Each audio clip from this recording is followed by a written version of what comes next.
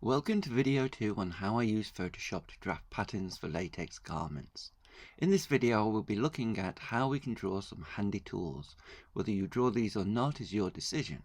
If you wish, you can skip to video 3 where I will begin demonstrating the drafting of a pattern. So let's begin by drafting a protractor for helping us draw and measure angles. I want my protractor to be 10 centimeters in size, so the first thing I need to do is to draw a 10 centimeter vertical line. Click on the pen tool, click on one corner of a square of the underlying grid, count down 10 squares, and while holding the Shift key, click again and a 10 centimeter vertical line will appear. This act will also produce a new layer of this freshly drawn line. At this stage, if we wish to change the colour and thickness of the line, we can go to the pen tool presets and alter such things. If shape is selected, make sure the fill box is empty. That is, that it has a white box with a red line running through it. Make a copy of the line just drawn by dragging the layer down to the new layer icon. This duplicates the layer, placing it above the first one. Click on one of the squares at the top or bottom of the line. Go to the Move Tool presets and in the angle box type 90. This will automatically pivot the line on its center point by 90 degrees. Hold down the Shift key and select the previous layer. Both it and the copied layer should become highlighted. Drag both layers down to the new layer icon to make copies of them both. Click on one of the corner squares and this time enter 5 in the angle box. This will pivot both lines on their center point by 5 degrees. Click on the top layer to isolate it. Hold down the Shift key and select the original layer. Both the top layer and the previous 3 layers will become highlighted. Drag all 4 layers down to the new layer icon to produce copies of them. Click on one of the highlighted corners and this time enter 10. All 4 lines will rotate by 10 degrees. Next we select all the layers so far drawn by clicking the top layer, holding Shift and then clicking on the first layer we drew. Drag down to the new layer icon to make their copies. Click on a highlighted corner and enter 20 in the angle box. Repeat the process once more. Select all 16 layers, make copies, click on the highlighted corner and rotate these by 40. We have just 2 more lines to include. Select the top 2 layers, make copies and rotate them by 5. Repeat this step for the last lines. Alternatively, we can select the last 4 layers, make copies and rotate these by 10. We now have 72 lines radiating out from a central point with each line set at 5 degrees to its neighbour.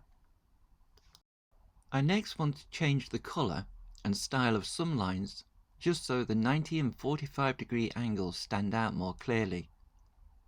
I select the vertical and horizontal lines. These will be the first 2 layers we produced. Sometimes when we have lots of layers it can be difficult to know which of the layers we should be looking for unless we have labelled them. Rather than try and hunt for these amongst all the layers, we can simply click on them on our canvas. So here I first click on the vertical line, hold down Shift and then click on the horizontal line. These 2 layers will become highlighted in the layers window. If you have a hard time selecting the line, then zoom in closer. Click on the Direct Selection tool, go to Presets and change the colour. Select all the other layers, so all the ones above the first 2. Go to the Presets and change the style of these lines to dashed.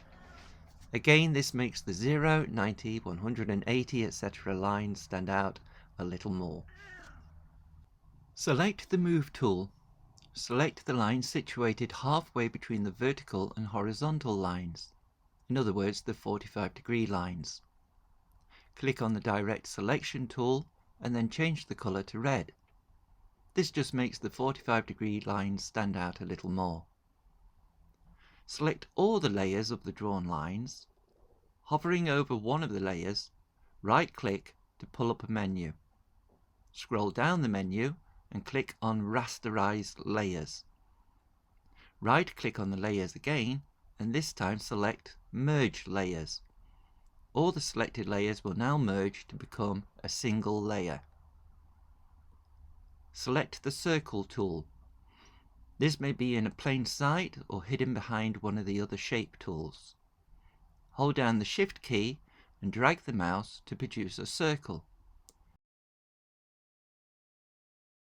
Go to the Adjustments window, make sure the linked chain icon is highlighted, enter 10 cm into the height box. The width box should also automatically adjust to 10 cm. Select the Move tool, click on a highlighted corner, and then click and hold anywhere within the highlighted area and move the circle until its center is directly over the center of the radiating lines. Move the circle layer underneath the layer of radiating lines by clicking on it in the Layers window and dragging it underneath the radiating lines one. Make a copy of the circle layer. Choose the lowest circle layer. Go to the presets and change its fill to any color you wish. Go to the Layers window and drag the opacity scroll bar down so the color transparency changes until one can see the background grid through it. Select all 3 layers by clicking on the top one, hold down the Shift key and then clicking on the last layer, then right-click on the top layer and select Merge Layers. Now the very center of the radiating lines frazzles my eyes, so I'm going to remove this area. Click on the Erase tool. Using the brush setting window, select a solid round brush, change its size to whatever you wish, and make sure the hardness is set to maximum so we don't get any blurry edges. Click on the very center of the radiating lines to erase that region. Click on the brush tool and again, using the brush settings, select a round brush, change its size to whatever you wish, change its color to whatever you wish, maximize its hardness of edge, and maximize its spacing. Click on the very center of the circle. Now we don't have to do this next part if we don't want to, but we can also enter the degree values in our circle.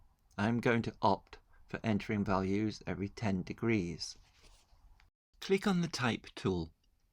Click on the canvas anywhere near the circle.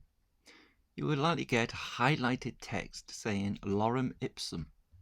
Don't worry about that. Lorem Ipsum is placeholder text. It allows us to see what our text will look like before we type what we want. Click where you want to type and enter 0. In the presets, you can change the typeface, font size, style, color, and other things.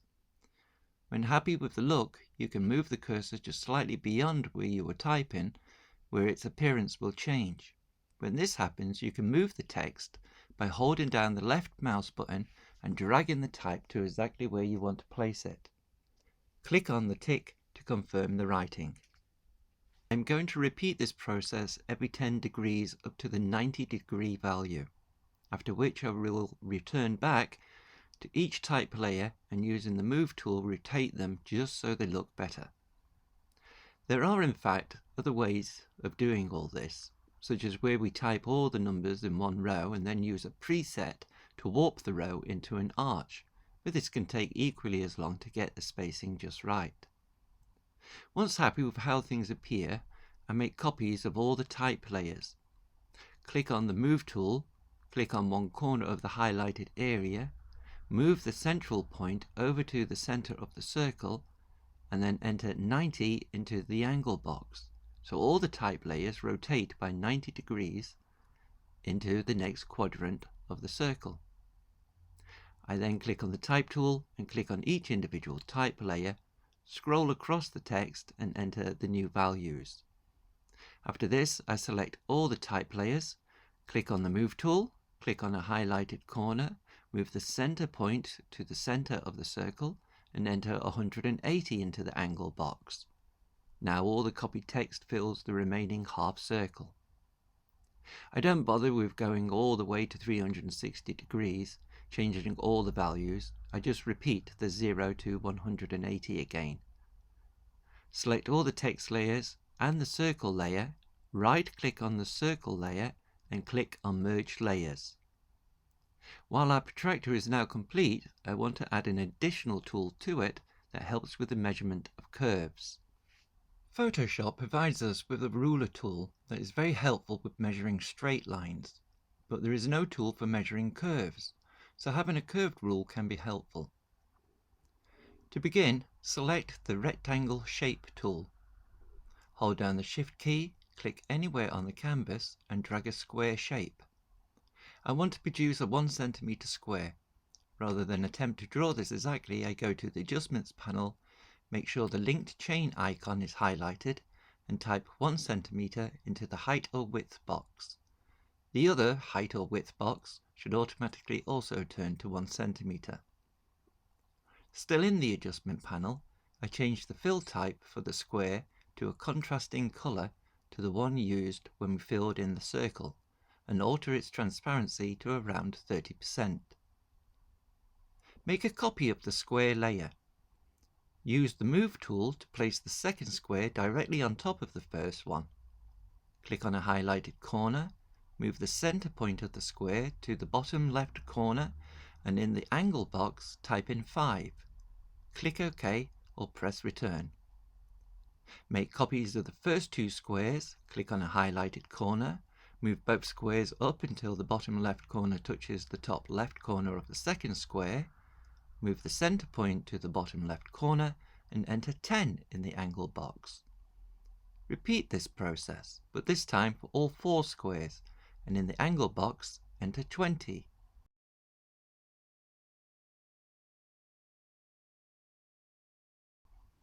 There are still 2 more squares to go. I make a copy of the last layer, move the square into place, move its center point and rotate it by 5 degrees. I repeat this for the last square.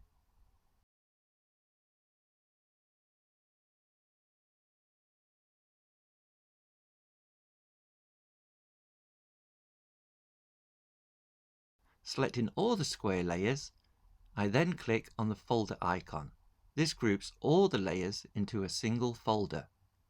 Click the folder and drag down to the new layer icon. A copy of the folder is made with all the layers it contains.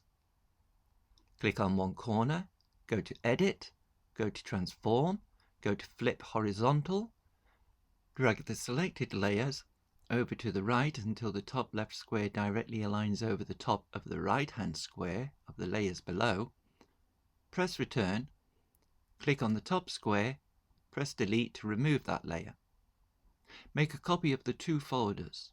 Click on a corner, go to Edit, Transform, and this time click on Flip Vertically. Move all the squares down so that the far left and right ones directly align over the ones underneath them. Click Return, select the far left and right squares and delete them. Next, I am going to join all the squares to the protractor. Select all 4 folders, click on a highlighted corner, move the circular squares until their center point directly aligns over the center of the protractor, press Return. With all 4 folders still highlighted, click on the folder icon. All 4 folders will be gathered into a single folder. Right-click on the folder and go down to Merge Folder. All the layers within the folders will merge into a single layer. Click on the Circle tool. Hold down Shift and drag the mouse to produce a circle. In the Adjustment panel, enter 10 into the height or width box. Select the fill and outline to be the same color. Align the center of the circle directly over the protractor. Right-click on the circle layer and click on Rasterize. Select the Quick Selection tool. Make sure that in the presets the new selection or Add to Selection is selected. Click and hold on the circle and drag the mouse across it. A kind of shimmering line should encircle the circle, showing that it has been selected. Select the layer of the encircling squares. Right-click on the circle and go down to Layer via Cut.